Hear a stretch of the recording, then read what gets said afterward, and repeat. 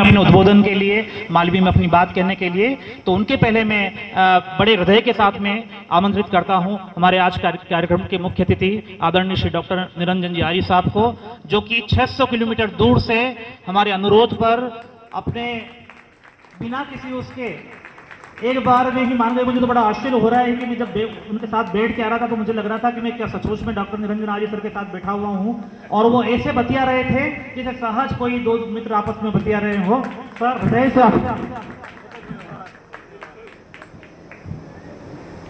शुक्रिया, धन्यवाद बहुत बहुत। आपकी अध्यक्षा जी, माया जी, या तो मालवा की भाषा में मेरे को लगता है कि पूरी माया इन्हीं की है। माया मालवेंद्र बदे का उज्जैन की पूरी माया के कर्णधार है ये। बड़ा अच्छा बोले। आपने देखा होगा ये जो जब भाषण शुरू किया तो कह रहे थे मैं क्यों बोलूं, कह रहे थे मैं क्या बोलूं, मुझे तो कुछ आता ही नहीं है। और भाई बाद में बोले तो ऐसे बोले कि कोई दूसरा बोल ही नहीं पाए। बहुत ही अच्छा योगेश जी ने भी बातें बताई। आप सब, मैं तो सोच रहा था कि मारवाड़ी मीठी होती है या मारवाड़ी मीठा होता है, पर आज मेरे को लगा कि मालवा उससे भी ज्यादा मीठा है, चीनी कुछ ज्यादा। हमारे राजस्थान में या मारवाड़ में जब सूखा पड़ जाता है तो लोग कहते हैं भी अब कमाने चलो, मालवा चलो। हमारे वहाँ बातों में ये प्रचलन है कि कहाँ है परिवार, क्या आजकल मालवा गए। कहावतों में कहा जाता है मालवा की सारी प्रतिभाओं का जो वर्णन जिस तरह से हुआ, मैं जितना कुछ थोड़ा बहुत देख पाया, समझ पाया, मुझे लगा कि ये क्षेत्र भी बहुत इस लोग कारू लाल जी। मैं जब गाड़ी में आ रहा था तो मैंने इससे पूछा कि आपका नाम कारू लाल है या कालू लाल है, क्योंकि सामान्यतः भारत में उत्तर भारत का नाम क्या है, इससे पूछा मैंने। तो इन्होंने मुझे बताया, कोई संस्कृत का भाषण दे दिया, इन्होंने ज्ञान दे दिया मेरे को कि उसका महाभारती है और उसका महाभारती है, ये बहुत पता नहीं, मुझे समझ नहीं आया क्या बोल रहे। उसका अर्थ ये था कि उसमें कोई दो शिल्प बताए उन्होंने कि साहब वो दो शिल्प हैं, एक तो कारू और एक दूसरा शिल्प बताया इन्होंने चारू। मुझे पता नहीं था कि इनकी बीवी का नाम भी चारू है। तो यहाँ आने के बाद मुझे पता पड़ा कि देखिए क्या संयोग है शादी का भी। भगवान के घर भी कैसा साहित्यिक न्याय है कि अगर कारू है तो चाहे बोली प्रेम में पड़ जाओ, लेकिन चारू में ही पड़ो।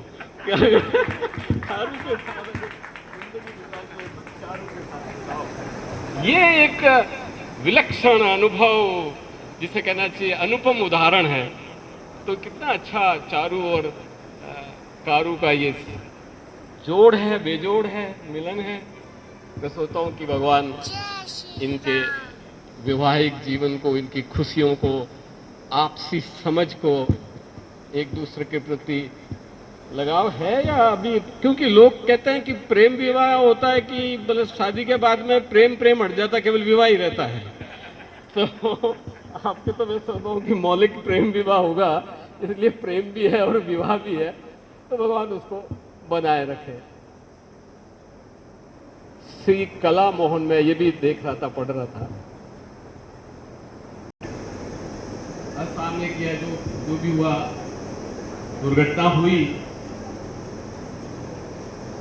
मोहन जी उस दुख को झेल नहीं पाए, उस वियोग को सहन कर नहीं पाए, और इसलिए साल डेढ़ साल में वो भी अलविदा होकर वहां कला के पास। ये कला और मोहन का नैसर्गिक भगवान का बनाया हुआ प्यार, उसको कोई लाल लपेट से, द्वेष से, विद्वेष से, खींचातान से, ऊंच नीच से कोई सरोकार नहीं है। वो तो संगीत का पुजारी है, वो तो संगीत का साधक है, और वो सच्चे मन से अपने संगीत को करता है। उसका मन बिल्कुल निर्मल है, निर्लिप्त है, मौलिक है, सही है। और वो व्यक्ति खेल में भी प्रतियोगी था। अगर मैं मुख्य सचिव था और अगर मैं क्रिकेट खेल रहा हूं और मेरे कार्यालय में चपरासी ने अगर एम्पायर बन के अंगुली खड़ी कर दी तो मेरे को बाहर जाना ही पड़ेगा, क्योंकि उसने मुझे आउट दे दिया। ये खेल, ये आदेश, ये संस्कृति है। तो अब आप एक कल्पना करो कि वो व्यक्ति जो ढोलक की थाप देता हो, जो आप देते हो, पहले अंगुलियां गर्म करनी पड़ती है, फिर अंगुलियां गर्म करके ढोलक पे आप गुद्दा लगाते हो, और गुद्दा लगाने के बाद लास्ट में फिर आप थाप देते हो और वहीं से ढोलक का संगीत खत्म होता है। यही आप वॉलीबॉल में आइए। मोहन जी खेलते थे वॉलीबॉल और बहुत अच्छा खेलते थे, पता है आपको? है कि नहीं पता? इनको बताया क्या आपको? काफी लोगों को मालूम नहीं है। मोहन जी वॉलीबॉल खेलते थे, तो वॉलीबॉल में भी क्या है? वॉलीबॉल में भी अंगुलियों से खाया जाता है और वॉलीबॉल में से समाप्त। ये संगीत है, ये ढोलक है और ये जिसे कहना चाहिए वॉलीबॉल है। तो ये मैंने आपके पिताजी के बारे में सुना कि इतना जिसे कहना चाहिए विलक्षण, जिसे कहना मिश्रण था, जिसमें संगीत था, जिसमें खेल था, जिसमें जीने का मादा था। तो मैं आज हम सब की ओर से ये दोनों महापुरुषों को बहुत बहुत प्रणाम करते हैं, श्रद्धांजलि देते हैं और इनको बधाई देते हैं कि अपने माँ बाप की याद में आप जैसे कलाकार। चुनौती बहुत बड़ी है। अब ये YouTube आ गया, अभी आपने आपसे मैंने पूछा ठीक है,